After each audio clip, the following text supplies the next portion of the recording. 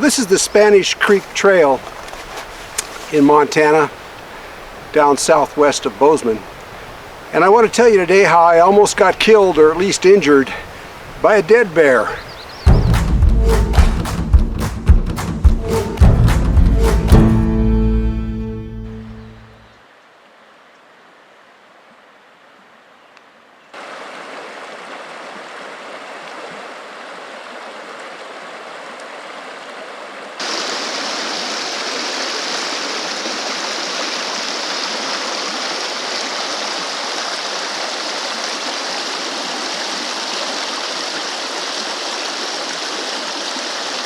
Lots of different animals live in these woods. Not just the black bear, but also the grizzly bear, wolves, mountain lions, elk, moose. I saw a moose earlier. Deer. They like to hang out in these willow thickets that you see up in here. Willow provides a good food source. Also, there's fish in the creek. Man, this is a beautiful place. Well, I was hiking up this trail with one of my co-workers, and we were moving along pretty good. Beautiful day. It was springtime. It was bear season for the hunters.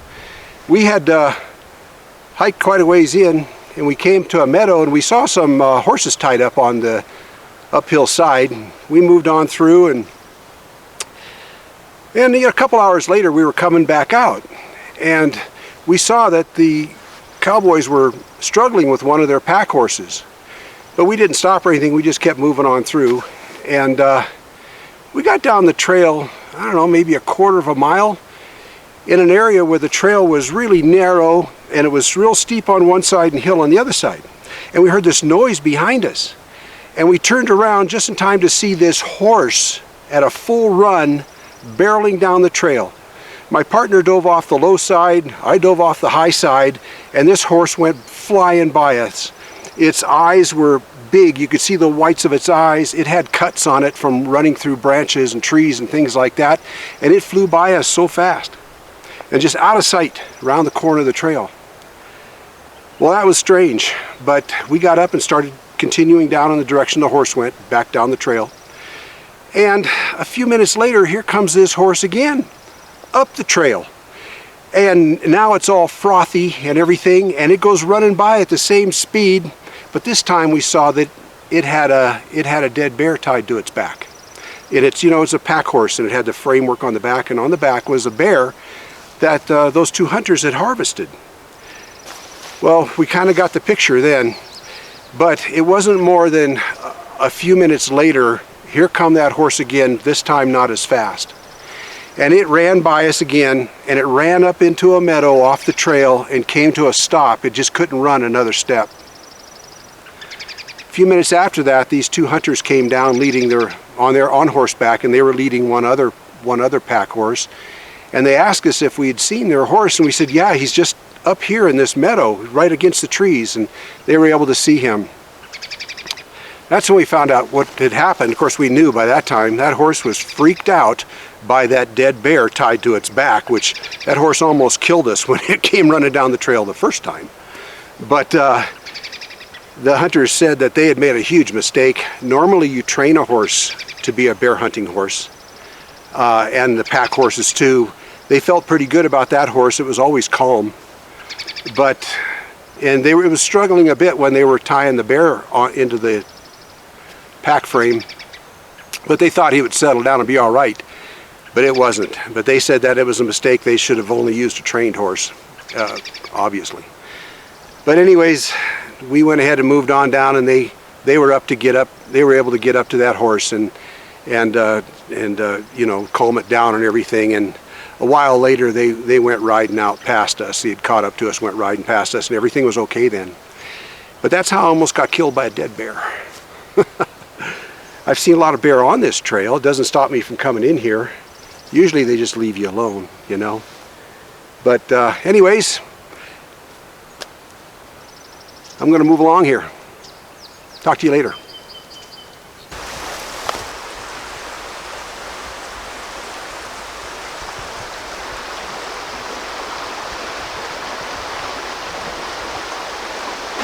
Well, Well, now I want to take you along with me up the Cherry Creek Trail, and I'll show you where I got charged by a bear up there, and I'll explain to you why I no longer trust bear spray.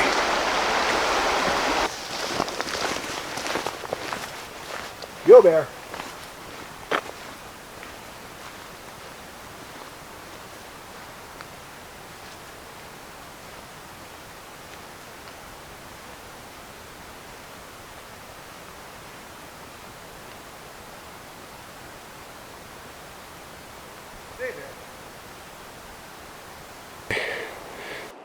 Well, I just scared up a moose. He ran running down into the thicket down below me. I don't know if I'll get a shot of him or not. See if he came to a standstill. The noise was startling.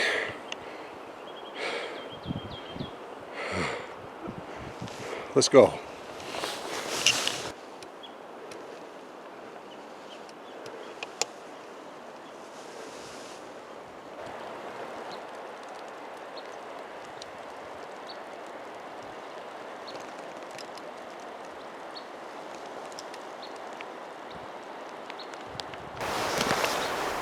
Well, the time of year when I came up here was early June. Beautiful day, flowers in bloom. The wind was howling. It was blowing pretty stiff. But it was warm, it was dry, and I was having a good hike.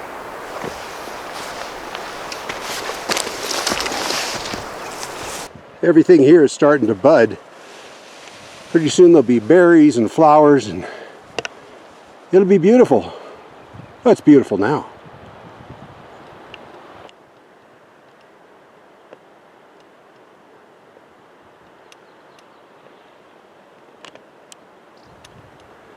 Well, this is starting to look like the spot. As you can see, it's getting thicker. But I've been calling out here every 50 yards or so and just taking it, real easy. Don't want any surprises today. Well, it was here. I don't know how else to film this, so I'm just going to hand hold this camera. I was coming up the trail. The wind was blowing hard, very hard. From right to left, 90 degrees to the trail. And when I came around this tree on the left side here, the first thing I saw, straight ahead there, right up here, was the backs of two cubs. And at that point I knew that I was in a lot of trouble.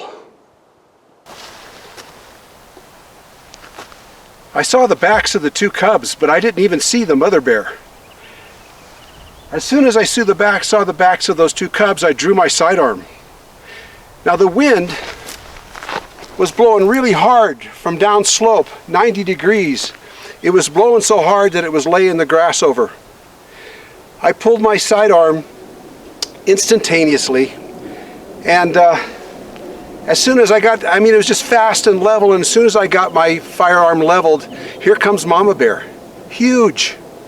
I mean, you can judge a bear's size by the shape of the head and what the ears look like on top of the head. And her head was great big around, and the ears were just like this on top. Their ears weren't standing up like a young bear. She was so big, her ears were like this. I had two thoughts that flashed through my mind instantaneously. One was, I'm glad this isn't bear spray. And the second one was, I don't want to shoot this mama bear. But the problem was, she disappeared into some brush. She was charging full on at me. I measured it later, and she was 30 yards away to start. Not far. But she went behind a bush in her charge. As soon as she busted out through that piece of brush, all fours came to a stop. I measured that later. That was 10 yards from me, only 30 feet. My finger was already pulling the trigger at that point. But I was able to let it go. And now she's like this, and she's on her rear haunches. She's got her legs down, and she's snapping her jaws at me. I had read about bears snapping their jaws at you, and now I know what that sounds like.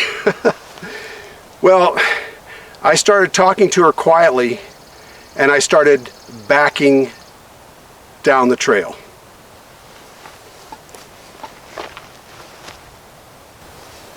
problem was, as I was backing down the trail, number one, I had to keep looking over my shoulder to see where I was going because it's rocky. And as soon as I backed up 20 feet here, she was hidden by that tree. Now I couldn't see her at all. So I just kept backing down the trail slowly, listening, because black bears will stalk you.